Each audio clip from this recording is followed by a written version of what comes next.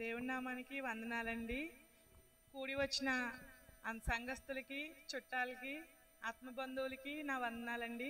అయ్యగారికి, అమ్మగారికి, పెద్దమ్మగారికి వందనాలండి.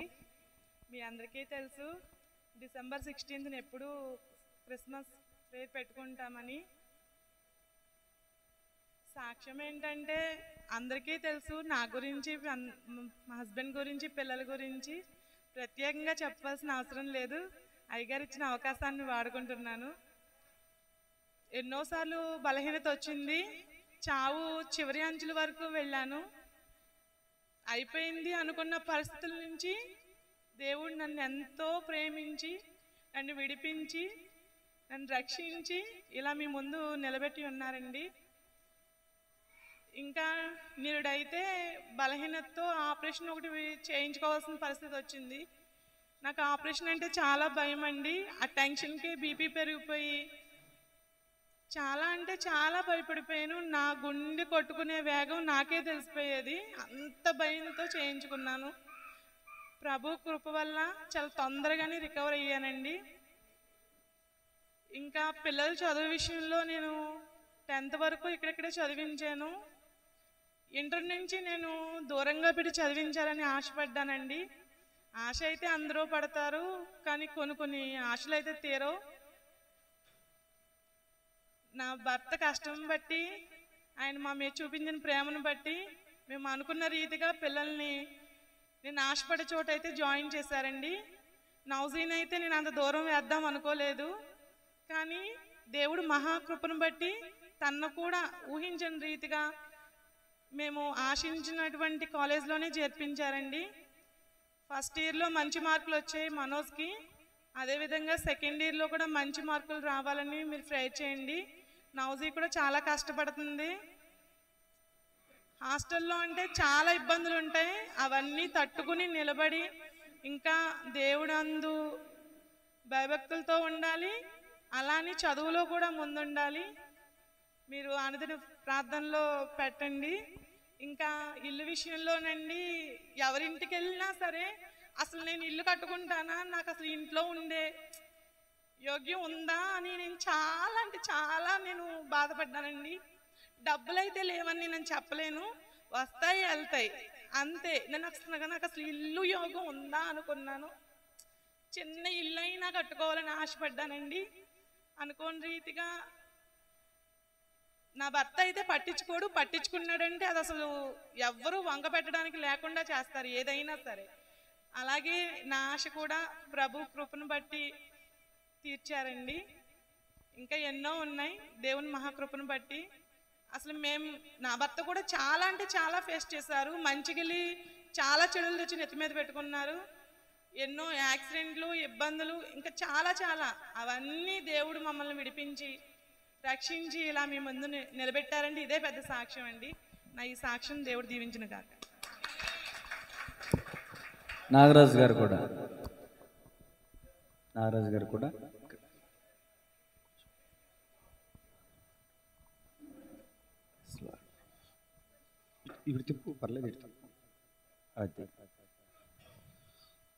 దేవుని పేరిట అందరికీ వందనాలండి. ఇక్కడికి వచ్చిన ప్రతి బిడ్డకి వందనాలమ్మ. దేవుడికి నేనేం చేశానో నాకు తెలియదు, కానీ దేవుడు మట్టికి నాకు చాలా కృప చేశారు, చాలా మేలు చేశారు. ఆయనకి నేను సన్నిధికి వెళ్ళపోయినా దేవుడి మట్టికి నన్ను ఎప్పుడు కూడా కాసి కాపాడుతూనే ఉన్నారు. ఏమీ లేదు, చీకటి అయిపోయింది మా బతుకు అన్నప్పుడల్లా దేవుడు చెయ్యి అందించడం, మళ్ళీ పైకి తీసుకురావడం. అందరికీ ఎప్పుడు నన్ను తలగానే చేశారు, వాకగా ఎప్పుడూ చేయలేదు. దేవుడు ఈ పని అయిపోయింది, ఇంక సమస్తం అయిపోయాడు, ఇంకేమీ లేదు అన్న విషయాలు ఎన్నో రోజుల్లో కూడా నన్ను దేవుడు లేవనెత్తి నాకు మంచి బహుకారం, నా భార్య, నా బిడ్డలు మాకు లోబుగానే నాకు లోబడి, వాళ్ళు నాకు లోబడి ఉన్నారు. నేను అలా ప్రేమ చూపించడం, మరి నా బిడ్డలిద్దరు ఈ రోజున అలా చదువుకుంటున్నారు అంటే నాకు చదువు లేదండి. నేను చిన్నప్పటి నుంచి ఒకటే అనుకున్నాను, నాకు చదువు లేదు, నా బిడ్డల కన్నా నేను గొప్ప చదువు, వాళ్ళు ఎంత చదువుకుంటే అంత, ఏం చదువుతుంది, చదివించాలి ఎంత కష్టమైనా అని చిన్నప్పటి నుంచి అనుకున్నదే. ఇప్పుడు దేవుడు నెరవేర్చాడు. మరి ఇద్దరు శ్రీ చైతన్య కాలేజీలో చేర్పించాను విజయవాడ. మరి బాగా చదువుతున్నారు, ర్యాంకులు అయితే బాగా తెచ్చుకుంటున్నారు. పిల్ల కూడా టాప్ తెచ్చుకుంది. 554 మార్కులు వచ్చినాయి, 555 మార్కులు వచ్చినాయి 10th లో. బాగానే చదువుతారు. పిల్లలిద్దరూ మట్టికి కొంతమంది ఎంత డబ్బు ఖర్చు పెట్టినా చదివే పిల్లలు లేరు, చదవలేరండి. చదువు రాదు, బోర్డు డబ్బు ఖర్చు పెడతారు, కోట్లు ఖర్చు పెడతారు. నా దగ్గర ఉన్నా లేకపోయినా ఖర్చు పెడుతున్నాను. నా బిడ్డలు ఇద్దరూ కూడా మంచి ర్యాంకులు తెచ్చుకుని బుద్ధివంతుల్లా చదువుకుని తండ్రి బాధని తల్లి బాధని అర్థం చేసుకునే బిడ్డలే నాకు ఇచ్చాడు దేవుడు. అమ్మ ఇది కాదు నాన్న అంటే ఇనే బిడ్డలే, అలా అని ఎదురుకిచ్చే బిడ్డలు కాదు. ఈ రోజు కూడా నా బిడ్డలు ఇద్దరూ కూడా తండ్రికి తల్లికి లోబడి తల్లి తండ్రి మాటే వాళ్ళు వేదవాక్క బలింటున్నారు. అదే వాళ్ళకి విజయం. శుభ్రంగా చదువుకుంటున్నారు. నా కొడుకు నా కూతురు కూడా చాలా గొప్పవాళ్ళు, చాలా మంచివాళ్ళు. నేను వాళ్ళ భవిష్యత్తు ఎలా ఉంటుందో నేను చెప్పలేను, కానీ ఇప్పటికి పర్లేదు. ఇప్పటికి తల్లిదండ్రులకి లోబడి తల్లిదండ్రుల భయభక్తుల్లోనే ఉన్నారు. రేపొద్దున ఆ దేవుడే సలగా చూసి మరి వాళ్ళకి మంచి భవిష్యత్తుని ఇవ్వాలని, మంచి ర్యాంకులు వచ్చి వాళ్ళ ఉద్యోగాలు అయితే తెచ్చుకోవాలని కోరుకుంటున్నాను. దేవుడి మట్టికి నాకు గొప్ప కార్యం. నాకు ఇల్లు ఇచ్చాడు, నాకు లేని లోటు లేదు. ఇవాళ ఏమీ లేదు అనుకున్నా సరే ఆ దేవుడు ఏదో రూపేణ నాకు అందిస్తున్నాడు. దేవుడి చిన్న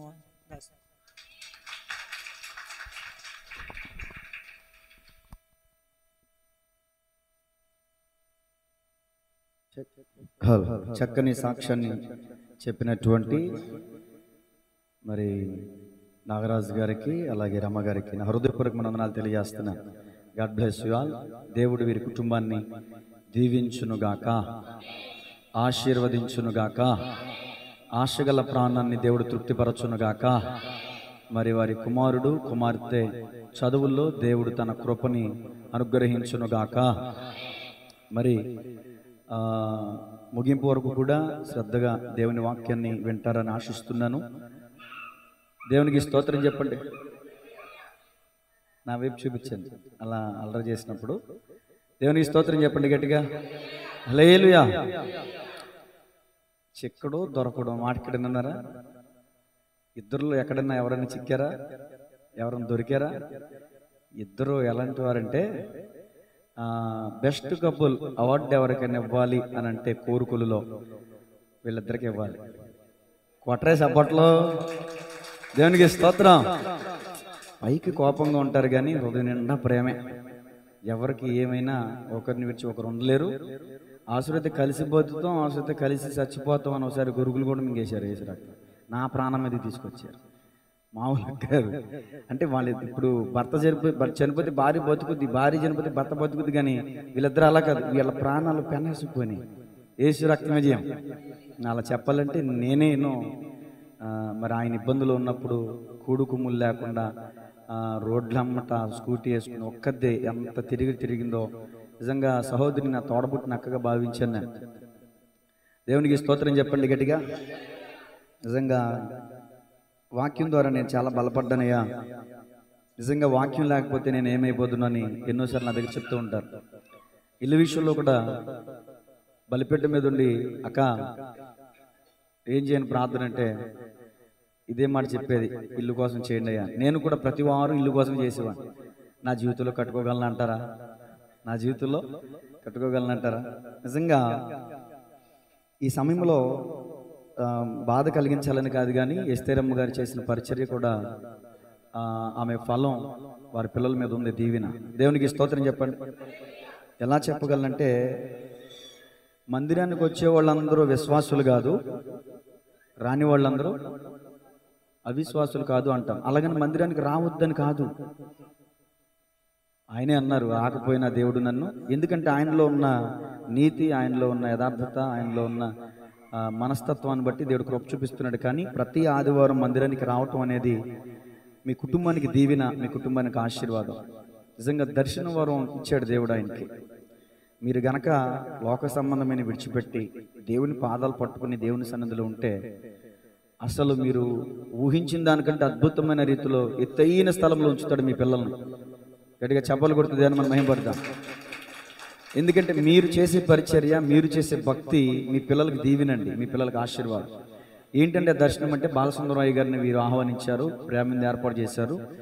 ఆయన మాట్లాడకండి అమ్మా, ఎవరైనా మాట్లాడితే నాకు నడిపింపు ఉండదు, మీకు తెలుసు కదా అందరికీ. ఎవరు మాట్లాడకండి, అటు తిరగమాకండి. దేవుని స్తోత్రం చెప్పండి. ప్రార్థన చేస్తున్నారు బాలసుందర్ గారు. అప్పుడు ఈయన అన్నారు 2వ అంతస్తు మీద ఉండి తిరుగుతున్నట్టు నాకు దర్శనం వచ్చిందయ్యా అన్నారు. అవడానికి సేవకుడిని అయినా 1 అంతస్తు కూడా కాదంట. ఎన్నో అంతస్తు అంట?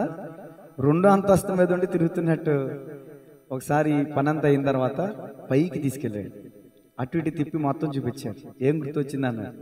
ఏం గుర్తొచ్చింది? నువ్వు చెప్పిన దర్శనం గుర్తొచ్చింది అన్న. దేవునికి స్తోత్రం.